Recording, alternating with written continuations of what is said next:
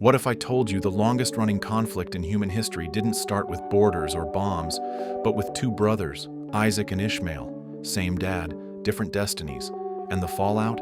It's still shaking our world today. Let's rewind. Way, way back. Abraham, he's like the original patriarch for Jews, Christians, and Muslims. The man gets a divine promise straight from God. You're gonna be the father of nations. Huge honor. One problem. His wife Sarah couldn't have kids. And back then, no kids meant no legacy, no respect, no future. Imagine carrying the weight of a promise that feels like a joke every time you look in the mirror. So Sarah comes up with what I can only describe as a historically terrible plan B. Take my servant Hagar and have a child with her. Yes, you heard that right. And in that one act, trying to speed up God's timing, we get Ishmael. Born from desperation, but deeply loved by Abraham. For 13 years, Ishmael is the only heir, the kid, the legacy, the future. But then the impossible happens. Sarah, now 90 years old, basically ancient in Bible terms, gets pregnant. Miracle baby, Isaac. And suddenly, the house has two sons with two very different origin stories. You feel where this is going, right? Tension. Not just between two boys, between destinies. Ishmael, the firstborn, had all the legitimacy, the head start, the deep bond with dad. He was Abraham's first son, his strength, the one who carried his hopes for years. But Isaac?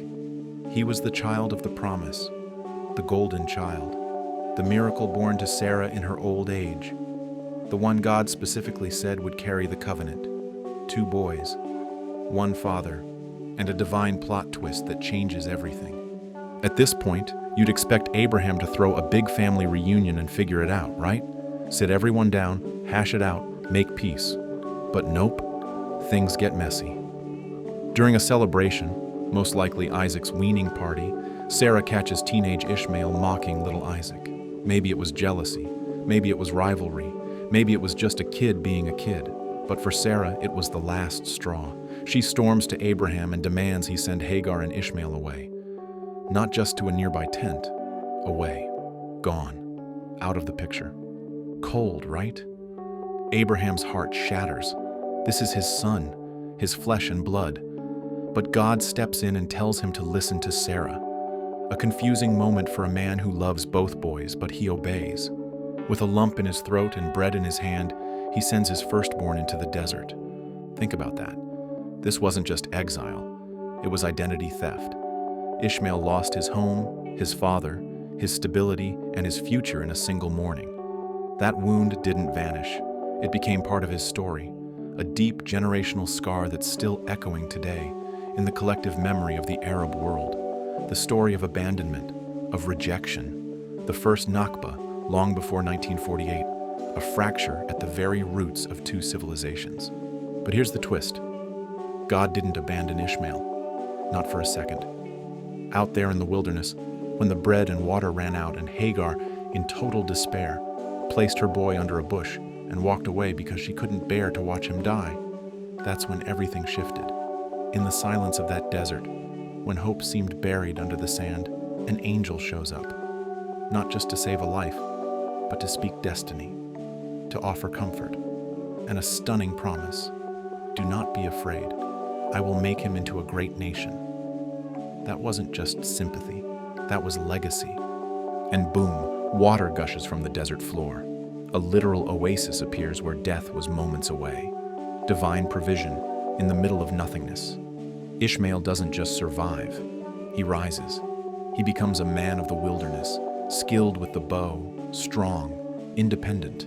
12 princes come from him, just like the 12 tribes of Israel from his half-brother. Dynasties are born. Empires rooted in his name stretch across continents. What was supposed to be the end becomes a beginning. Ishmael becomes the forefather of millions, the patriarch of the Arab peoples.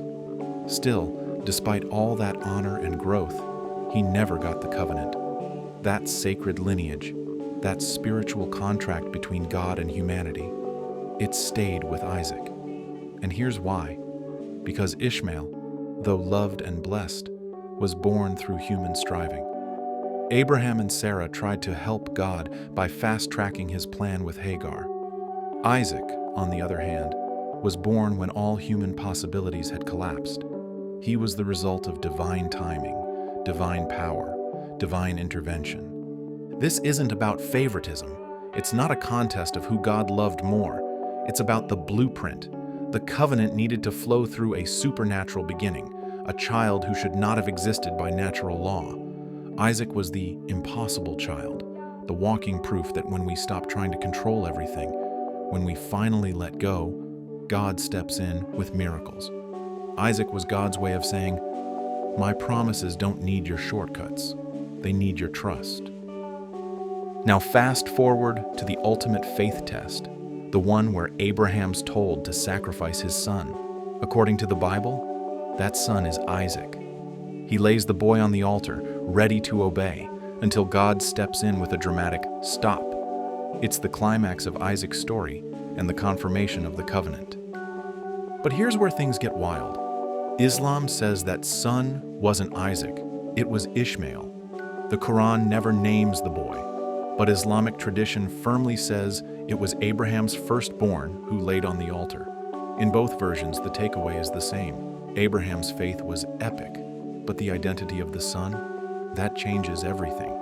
Because if Ishmael was the one almost sacrificed, then the entire lineage, down to the Prophet Muhammad, gets a divine upgrade. It's not just a family drama. It's a theological fault line. 2 stories, 1 altar, and centuries of tension layered on top. And that tension, it's not just religious, it's geographical, political, cultural. You see it in Jerusalem. 1 mountain, 2 names, the Temple Mount to Jews, Haram al-Sharif to Muslims, both claiming the same sacred space. 1 stone, 2 faiths, thousands of years of history colliding in a 35-acre plot of land. You ever wonder why peace talks in the Middle East feel like trying to fold a fitted sheet? It's because they're not just negotiating borders, they're negotiating identity, legacy, sacred truth. You can't just draw a line through theology. Yet, and this is big, the Bible drops a twist so human, so hopeful, it might just undo the whole mess. After decades apart, after exile, betrayal, mocking, and mourning, Isaac and Ishmael reunite. Not for a war, not for revenge, but to bury their father. Genesis says it plain, and his sons Isaac and Ishmael buried him. That's it. No commentary, no fireworks, just 2 brothers standing over the same grave. It's quiet, but it's powerful. For a moment, they're not chosen or cast out. Just sons, just family. And maybe, just maybe, that's a glimpse of what's possible. See, in recent years, something unexpected has happened. Countries like the UAE and Bahrain, for the first time ever, shook hands with Israel and said, "Let's talk peace." And what did they call it? The Abraham Accords. Poetic, right? Going all the way back to the father they share. But even cooler, the mystics saw this coming a long time ago. Jewish Kabbalists and Islamic Sufis, spiritual nerds from both camps, spoke of the soul as a traveler, of God as infinite light, of love that melts away pride and pain. They weren't fighting about borders, they were chasing transcendence. And somehow, in that quest, they started speaking the same language. It's like they met at Abraham's tomb, not with swords or scrolls, but with open hearts. Now, I know what you're thinking. That sounds nice on paper. But what about the rockets, the riots, the deep generational wounds that don't heal with treaties or hashtags? That's where the final piece comes in. Christianity says reconciliation won't come from kings or policies. It'll come from Jesus, not as a prophet taking sides, but as a peace builder tearing the whole wall down. The Apostle Paul wrote that Jesus destroyed the dividing wall of hostility and made one new humanity out of the two. That's radical, and honestly, kind of scandalous, because it means identity gets reborn, not erased, but reborn into something new, not Arab, not Jew, but family. And that transformation, it's already happening, quietly, in house churches, in underground movements, in places where Isaac's kids and Ishmael's kids are breaking bread and breaking barriers. So yeah, the conflict between Jews and Arabs didn't start with tanks or treaties. It started with two brothers, one chosen by promise, one blessed in exile.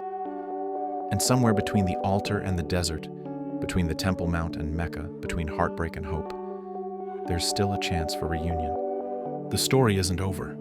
In fact, the most beautiful chapter might still be waiting to be written.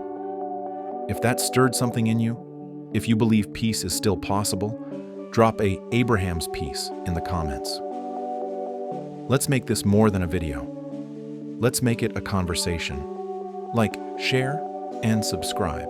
If you want more content that actually goes deep, tells the whole story, and doesn't shy away from the tough stuff. And if you feel led to support what we're doing, hit that super thanks button. Every bit helps us keep bringing you stories with soul. Until next time, may the God of Abraham bless you with wisdom, courage, and, most of all, peace.